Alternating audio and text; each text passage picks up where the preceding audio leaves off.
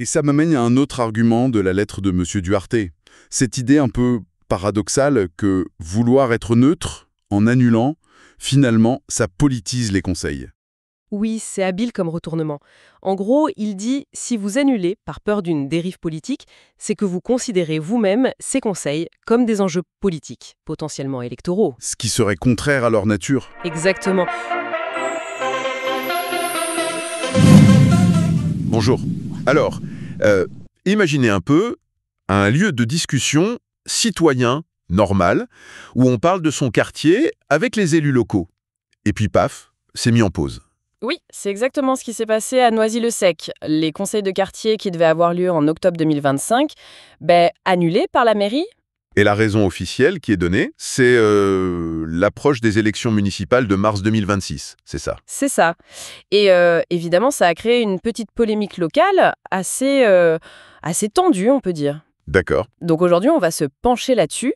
On va regarder un peu cette décision, les raisons invoquées, mais aussi la contestation qui a suivi quasi immédiatement. Et les arguments des uns et des autres. Et pour faire ça, on a pas mal de documents sous la main, c'est ça qui est intéressant. Oui, tout à fait. On a le courriel de la mairie, le mail qui annonce l'annulation. On a la lettre de protestation d'un conseiller de quartier, très, très réactif. Oui. Un article de blog aussi assez critique, on va dire. Ok. Des bouts de la charte qui organise ces conseils, et même le début d'un recours en justice. Donc il y a de la matière. D'accord, un dossier complet. Bon, mais notre objectif, c'est quoi? C'est de démêler un peu tout ça, comprendre les arguments juridiques, politiques. C'est ça. Essayer de voir clair dans cette histoire, comprendre les enjeux derrière cette tension entre la vie démocratique locale et puis, le calendrier électoral qui arrive. Parfait. Alors, commençons par le début. Le fameux email d'annulation. Oui. Alors, ça se passe le 25 septembre 2025. Il est 17h07, c'est très précis. C'est la direction de la vie citoyenne de Noisy-le-Sec qui envoie ce mail. Et le message, il est simple. Pas de conseil de quartier en octobre. Annulé. Voilà. Et le mail explique pourquoi. C'est parce qu'on entre dans les 6 mois qui précèdent les élections municipales de mars 2026. La fameuse période préélectorale. D'accord. Et les arguments de la mairie, c'est quoi exactement? Neutralité Oui, en gros, 3 points. Primo, garantir la neutralité politique.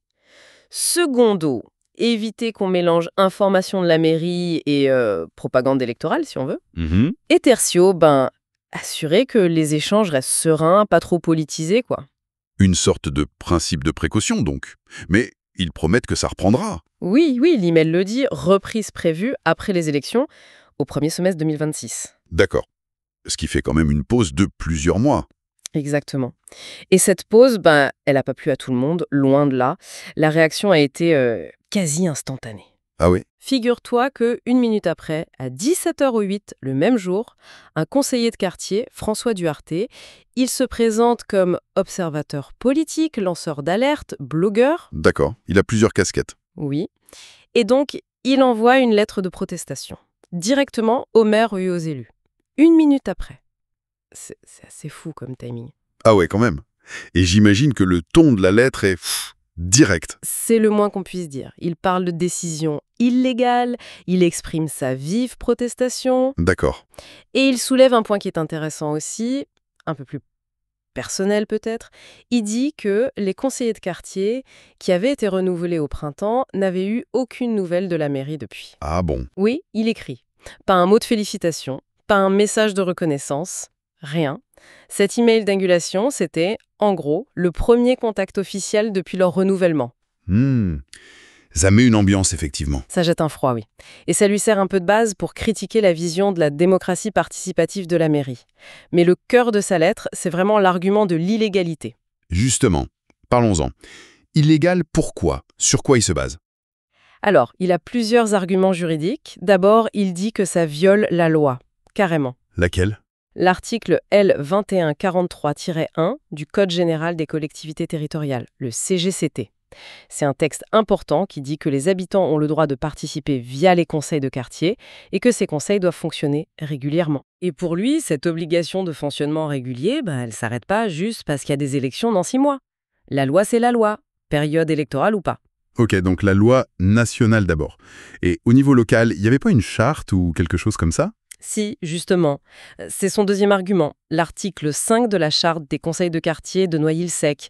C'est un texte voté par le conseil municipal, donc la mairie est censée le respecter. Et que dit cet article 5? Il dit que les conseils doivent se réunir au moins 3 fois par an. C'est précis. Ah oui. Donc si on annule octobre et qu'on n'est pas sûr d'en avoir d'autres avant fin décembre, le compte n'y est pas. On ne respecte pas la règle que la mairie s'est elle-même fixée. Argument assez factuel, ça. Mais la mairie, elle invoque le code électoral, la neutralité pendant les fameux 6 mois. Qu'est-ce qui répond à ça? Alors là, on entre dans le vif du sujet juridique. Monsieur Duarte dit que la mairie interprète mal l'article L52.1 du code électoral. C'est l'article qui interdit la pub pour la gestion de la mairie en période préélectorale. Oui. Et pour contrer l'interprétation de la mairie, il sort une décision importante du Conseil d'État, la plus haute juridiction administrative qui date de 2012. Et cette décision, elle dit quoi en gros? Elle dit qu'il faut faire la différence entre le fonctionnement normal des instances de démocratie locale, comme les conseils de quartier, et la communication électorale interdite. Le Conseil d'État avait dit en substance que ces conseils, c'est pas des cadeaux de la mairie pour se faire bien voir avant les élections. Ah d'accord. C'est juste la vie démocratique normale qui doit continuer. Elle s'arrête pas 6 mois avant le vote. Donc la jurisprudence distinguerait clairement participer et informer de faire campagne. C'est exactement ça l'argument. Tant que les réunions parlent de la vie locale, des projets du quartier, et qu'elles respectent la neutralité, l'égalité entre participants, elles devraient pouvoir avoir lieu. Mhm. Et il cite même une autre décision plus récente du tribunal administratif de Poitiers de mars 2025. Ce tribunal aurait validé le maintien d'une assemblée citoyenne en période préélectorale, à condition, bien sûr, de respecter ses principes d'impartialité. C'est intéressant de voir comment une règle électorale, pensée pour contrôler ce que dit la mairie, Oui, la communication descendante. est utilisée ou contestée quand il s'agit de la parole des citoyens en fait. Tout à fait. La parole ascendante ou horizontale, c'est un point clé du débat juridique. Et ça m'amène à un autre argument de la lettre de M. Duarte. Cette idée un peu paradoxale que vouloir être neutre, en annulant, finalement, ça politise les conseils. Oui, c'est habile comme retournement. En gros, il dit, si vous annulez par peur d'une dérive politique, c'est que vous considérez vous-même ces conseils comme des enjeux politiques, potentiellement électoraux. Ce qui serait contraire à leur nature. Exactement. Leur but, c'est le dialogue citoyen sur le local, pas la compétition électorale. Il mentionne aussi que même l'Association des maires de France, l'AMF, dans ses conseils, ferait la différence entre la com institutionnelle, très contrôlée avant une élection, et le fonctionnement normal des instances participatives, qui n'a pas forcément à être stoppé net. D'accord. Et juste pour qu'on ait bien en tête l'enjeu, la charte de Noisy-le-Sec, elle dit quoi sur le rôle de ces conseils? C'est l'article 1er, c'est ça? Oui, l'article 1er. Il dit que leur mission, c'est prendre en compte ce qui préoccupe les habitants, faire circuler l'info dans les deux sens, mairie vers habitants et inversement, et, de manière générale, encourager la participation démocratique. Donc, en se basant là-dessus, l'annulation est vue comme une atteinte disproportionnée, c'est ça le terme utilisé? Oui, disproportionné. Le raisonnement, c'est OK, il faut être neutre, c'est un objectif légitime, mais est-ce que la seule solution, c'était de tout annuler? Est-ce qu'il n'y avait pas d'autres moyens moins radicaux? Et il propose des alternatives concrètes dans sa lettre? Oui, il suggère des pistes. Par exemple, adopter des règles spécifiques pour les débats pendant cette période, ou bien nommer un animateur neutre pour les réunions, mettre à l'ordre du jour des sujets trop directement liés aux élections. Bref, encadrer plutôt que supprimer. Des solutions qui paraissent assez raisonnables sur le papier. Mais la lettre, elle ne fait pas que suggérer, elle se termine de manière plus formelle, n'est-ce pas? Ah oui, tout à fait. C'est une mise en demeure. Le mot est lâché. Il demande 3 choses très claires au maire. Et lesquelles? 1. Retirer la décision d'annulation. 2. Organiser les réunions qui manquent avant fin 2025 pour respecter la règle des 3 réunions par an de la charte. D'accord. Et 3. Donner vite un calendrier précis pour ces réunions. Et sinon? La menace est claire, j'imagine. Explicite, oui. Il prévient que si la mairie ne répond pas de façon satisfaisante sous 15 jours, il saisit la justice, le tribunal administratif de Montreuil. Avec quel type de procédure? Il parle d'un recours pour excès de pouvoir, pour faire annuler la décision. Et surtout d'un référé suspension.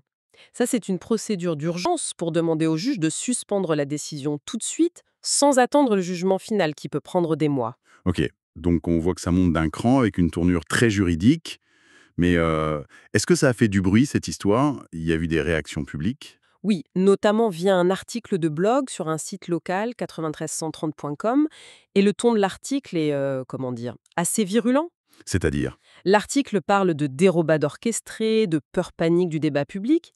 Carrément, il ne voit pas ça comme de la prudence, mais comme une peur politique de la mairie. Hmm.